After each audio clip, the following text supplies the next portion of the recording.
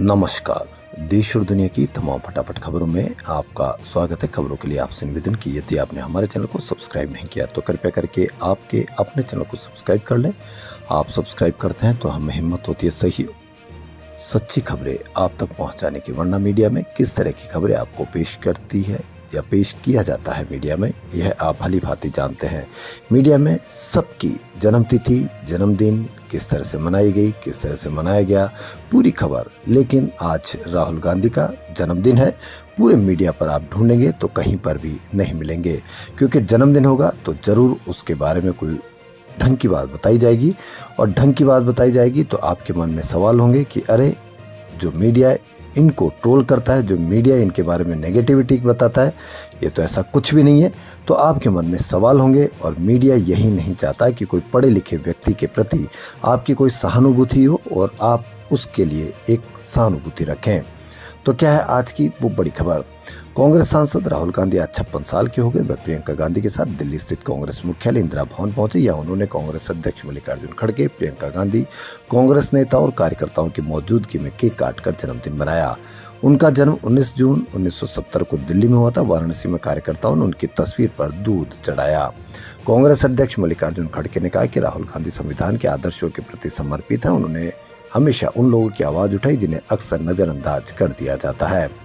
खड़गे ने कहा कि लोगों के बीच लगातार रहने और सत्ता से सच बोलने के साहस के जरिए राहुल गांधी ने समाज के कमजोर और वंचित तबकों के लिए लगातार संघर्ष किया है। समावेशिता, सामाजिक न्याय, सद्भाव और करुणा जैसे इस कांग्रेस के मूल्यों की झलक राहुल गांधी के सार्वजनिक जीवन और नेतृत्व में दिखाई देती है। वहीं लोकसभा में नेता प्रतिपक्ष राहुल गांधी ने छात्रों के गूंज नाम से देशव्यापी हस्ताक्षर अभियान चलाया। उन्होंने यह अभियान पेपर लीक, परीक्षा में गड़बड़ियां, महंगी शिक्षा, बेरोजगारी जैसे मुद्दों को सरकार तक पहुंचाने का मंच बताया। राहुल गांधी ने छात्रों से अभियान से जुड़ने, अपने सुझाव देने और याचिका पर हस्ताक्षर करने की अपील की। क्या आपको लगता है कि नीट पेपर लीक, महंगाई, महंगी शिक्षा यह आपके मुद्दे नहीं है? क्योंकि ये आपके ही मुद्दे हैं, ये मुद्दे मीडिया के मुद्दे नहीं है। यदि मीडिया पर 15 दिन में इन मुद्दों को चला दिया जाए तो आम जनता समझ जाए कि कितने बड़े मुद्दे हैं यह आम मुद्दे। ईरान अमेरिका के बीच गुरुवार रात पीस पर दस्तखत हुए। इसके एक दिन बाद इजराइल ने लेबनान पर हमला किया, जिससे कम से कम 18 लोगों की मौत हो गई।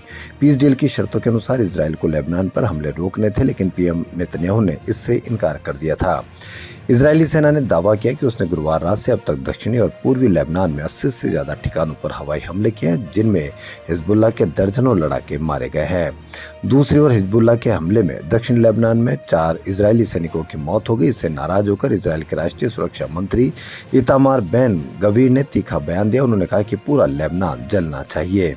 आज अमेरिका और ईरान के बीच स्विट्जरलैंड में बातचीत होनी थी, जो रद्द हो गई। देश के कई हिस्सों में तेज हवा और बारिश का दौर जारी है। कोलकाता एयरपोर्ट पर शुक्रवार को अगरतला जाने वाली इंडिगो की फ्लाइट 6E6068 पर बिजली गिर गई। घटना के समय फ्लाइट एयरो ब्रिज पर खड़ी थी। फ्लाइट में सभी सवार 147 यात्रियों को दूसरी उड़ान से भेजा गया। हादसे में 2 ग्राउंड स्टाफ को हल्की चोटें आई, लेकिन दोनों सुरक्षित है।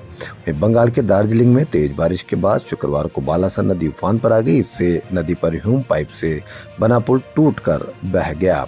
इस पुल के टूटने से मिरिक सिलीगुड़ी सड़क पर ट्रैफिक रोक दिया गया। राम मंदिर चढ़ाव प्रकरण को लेकर प्रदेश के साथ ही देश में सियासत तेज है। इस कड़ी में आम आदमी पार्टी के सीनियर लीडर और सांसद संजय सिंह ने जन्मभूमि थानाध्यक्ष को राम मंदिर ट्रस्ट के महासचिव चंपत राय और अन्य के खिलाफ नामजद तहरीर देकर तत्काल एफआईआर दर्ज करने व गिरफ्तारी की मांग की है। संजय सिंह ने चंपत राय और सहयोगियों पर करोड़ों की हेराफेरी का आरोप लगाया, साथ ही चंदे के गबन और वित्तीय अनियमितताओं की जांच की मांग की। इतना ही नहीं, उन्होंने बीजेपी पर राम मंदिर फंड के दुरुपयोग का आरोप भी लगाया। संजय सिंह ने कहा कि इस आरोप में सारे नाम, तथ्य और पुख्ता प्रमाण पत्र सामने आ चुके हैं। यहाँ तक कि सीसीटीवी फुटेज और हिरासत में लिए गए लोगों के बयान भी दर्ज हो चुके हैं। चोरी किए गए माल की बरामदगी भी हो चुकी है। बावजूद इसके प्रशासन की तरफ से अब तक कोई ठोस कार्रवाई नहीं की गई। उन्होंने सवाल उठाया कि आखिर इतने सारे सबूत होने के बाद भी चंपत राय, अनिल मिश्रा, गोपाल और टिन्नू जैसे नामजद लोगों को अब तक गिरफ्तार क्यों नहीं किया गया, उन्हें जेल क्यों नहीं भेजा गया। गिरफ्तारी तो दूर की बात है, मीडिया पर चर्चा भी कितनी होती है आप भली भांति जानते हैं। इंदौर में नीट की तैयारी कर रही छात्रा गुरुवार देर रात तीसरी मंजिल से कूदकर सुसाइड कर लिया। रोज प्रतिदिन किसी न किसी बच्चे की सुसाइड, लेकिन मीडिया पर कोई चर्चा नहीं, मीडिया पर किसी की जिम्मेदारी नहीं, मीडिया पर किसी जिम्मेदार का इस्तीफा नहीं। उसे गंभीर हालत में पहले निजी अस्पताल और फिर एमवाई हॉस्पिटल पहुंचाया गया। शुक्रवार सुबह उसकी मौत होगी। छात्रा के गिरने का वीडियो भी सामने आया है।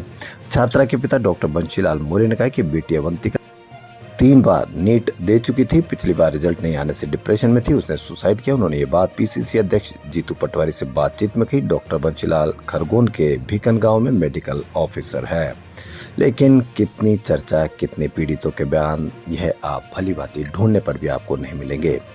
कॉकरोच जनता पार्टी के फाउंडर अभिजीत दीपके ने पीएम मोदी से सुसाइड करने वाले नीट स्टूडेंट के परिवारों को 1-1 करोड़ रुपए का मुआवजा देने की मांग की है। दीपके ने शुक्रवार को पीएम को पत्र भी लिखा है। इसमें केंद्रीय शिक्षा मंत्री धर्मेंद्र प्रधान के इस्तीफे की भी मांग की। उन्होंने लिखा कि देश का माहौल युवाओं के जीवन और मानसिक स्वास्थ्य को प्रभावित कर रहा है। उन्होंने चेतावनी दी कि कार्रवाई नहीं होने पर छात्रों और अभिभावकों में निराशा और बढ़ सकती है। उधर सीजेपी कल यानी 20 जून को दिल्ली के जंतर मंतर पर फिर से प्रदर्शन करने आ रही है। इससे पहले नागपुर, जयपुर, बेंगलुरु, हैदराबाद, पुणे और अमृतसर में प्रदर्शन कर चुकी है।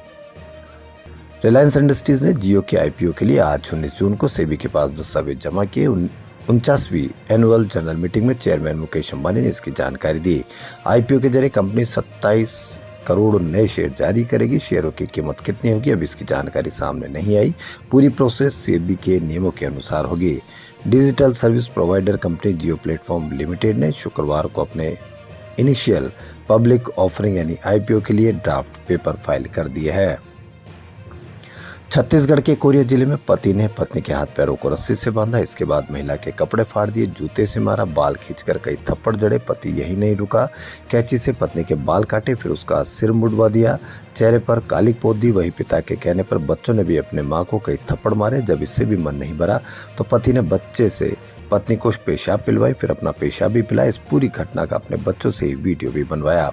हिम्मत है क्योंकि देश आज़ाद है। कोई किसका कितना भी शोषण करे, उसको पता है कि कितना उस पर गिरफ्तारी का खतरा मंडराएगा और कितना उस पर होगा। लेकिन ज़बरदस्त तरीके से अब वो समय नहीं रहा कि आप इस तरह से बदतमीजी करते रहें और आपका कुछ भी नहीं बिगड़ेगा।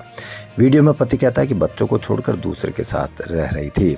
ये मामला पटना थाना क्षेत्र के पंडोपारा स्थित कोटकोना गांव का है। पत्नी की शिकायत पर पुलिस ने एफआईआर दर्ज की। आरोपी पति जितेंद्र घसिया को सूरजपुर से गिरफ्तार कर लिया गया। अब जिंदगी भर वो कितना तड़पेगा, कितना दुखी होगा, यह आप भली भांति जानते हैं। इसलिए कोई भी अपराध करने से पहले सोचे कि पुलिस के कितने लंबे हाथ होते हैं।